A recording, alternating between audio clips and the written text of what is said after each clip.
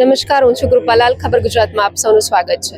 વિશ્વ કલ્યાણના ભાવથી જીતો ઇન્ટરનેશનલ દ્વારા 9 એપ્રિલ એટલે કે સમૂહ નવકાર મહામંત્ર દિવસ તરીકે ઉજવવામાં આવી રહ્યું છે. ત્યારે આજે જામનગરમાં પણ અદ્ભુત દ્રશ્યો જોવા મળ્યા છે. જામનગરના ઓસવાડ સેન્ટર ખાતે લગભગ 7 જેટલા સંઘોએ સાથે મળીને સમૂહ નવકાર મહામંત્ર જાપનું આયોજન કર્યું છે.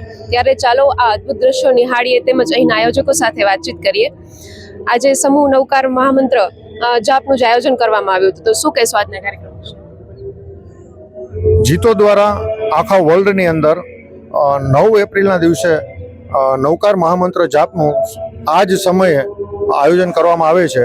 એના અનુસંધાને જામનગરમાં પણ 7 જૈન સંઘોએ ઓસવા સેન્ટર ખાતે આજે આ મહામંત્રના જાપનું આયોજન કરેલું હતું અને તેમાં ખૂબ જ બહોળી સંખ્યામાં જૈન ભાઈઓ આ જાપમાં જોડાયેલા હતા. કેટલા સંઘો સાથે હતા અને કયા કયા સંઘો?